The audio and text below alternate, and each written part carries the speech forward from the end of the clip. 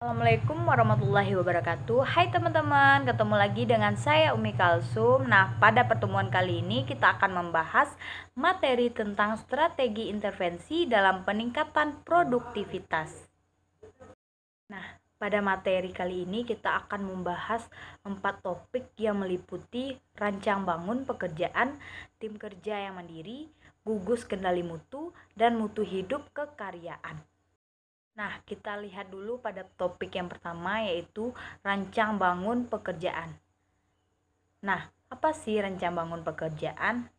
Tujuan utama dari dasar bangun pekerjaan ialah menghubungkan antar sumber daya manusia yang ada dengan organisasi yang akhirnya mendukung tercapainya produktivitas dan kepuasan tinggi.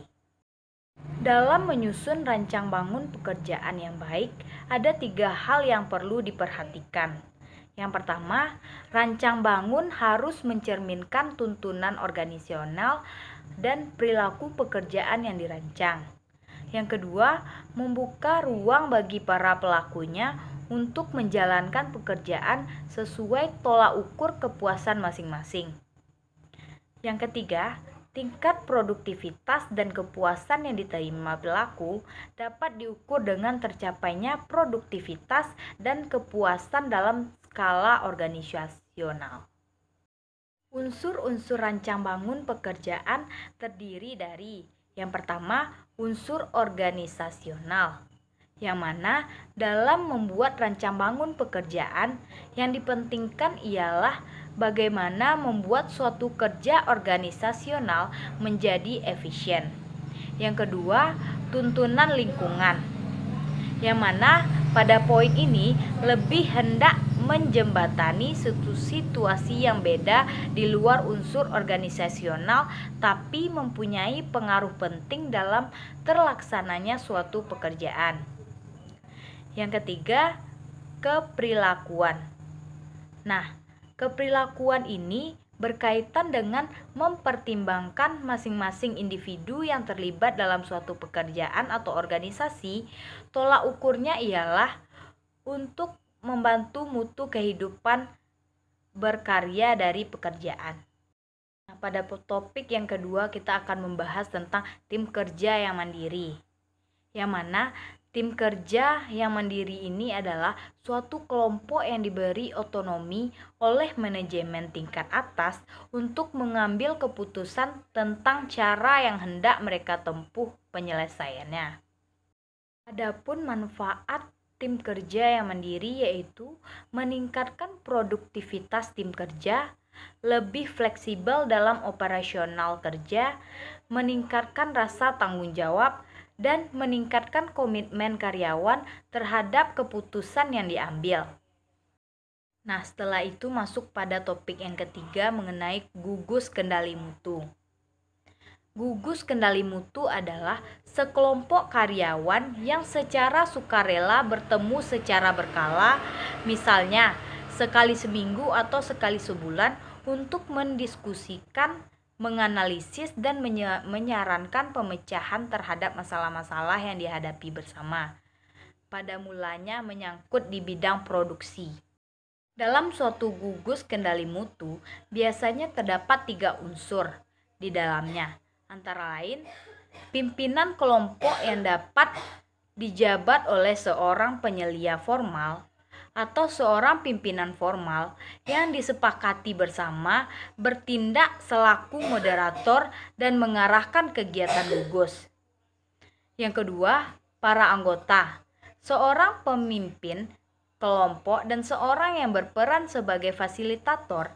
Meskipun tidak ada rumus yang pasti tentang jumlah keanggotaan gugus, pengalaman menunjukkan bahwa keanggotaan tersebut bervariasi dari 3 hingga 15 orang. Yang ketiga, kelompok manajemen. Baik media maupun puncak memberikan dukungan yang diperlukan oleh gugus dan akhirnya menyetujui atau menolak saran-saran yang diajukan oleh gugus. Adapun tahapan-tahapan dalam proses pemecahan masalah dalam gugus kendali mutu yaitu yang pertama, mengumpulkan masalah yang berkaitan dengan pekerjaan. Yang kedua, memilih dan menetapkan prioritas masalah yang akan diselesaikan. Yang ketiga, menetapkan target untuk masalah yang akan diselesaikan. Dan yang keempat, menyusun rencana kegiatan pemecahan masalah. Nah, masuk pada topik yang terakhir, kini kita akan membahas mutu hidup kekaryaan.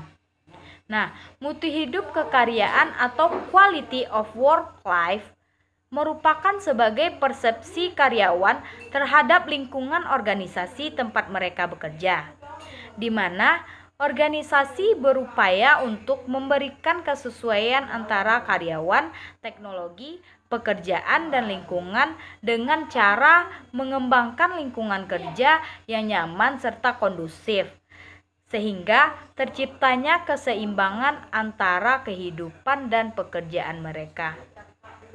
Melalui mutu hidup karyawan, setiap karyawan dibina agar memiliki persepsi yang tepat tentang berbagai aspek sosial kehidupan organisasional, seperti tanggung jawab sosial perusahaan, kewajiban menghasilkan produk yang bermutu tinggi dan berguna bagi masyarakat, pelestarian lingkungan, pembuangan limbah industri dan limbah domestik, pemasaran yang jujur, cara dan teknik menjual yang tidak menimbulkan harapan yang berlebihan, dan praktek-praktek dalam mengelola sumber daya manusia. Selanjutnya, partisipasi dalam meningkatkan kesejahteraan seluruh masyarakat dengan ayoman, arahan, bimbingan, dan bantuan pemerintah. Adapun manfaat mutu hidup kekaryaan. Yang pertama, meningkatkan moral kerja, mengurangi stres. Yang kedua, meningkatkan motivasi. Yang ketiga, meningkatkan kompetensi. Yang keempat, meningkatkan kebanggaan kerja. Yang kelima, meningkatkan produktivitas. Dan yang keenam, meningkatkan komitmen. Itulah tadi sedikit penyampaian materi mengenai strategi intervensi dalam peningkatan produktivitas. Semoga bermanfaat bagi teman-teman yang menonton video ini ya. Jangan lupa like, comment, and subscribe serta share ke teman-teman kalian ya. Dadah.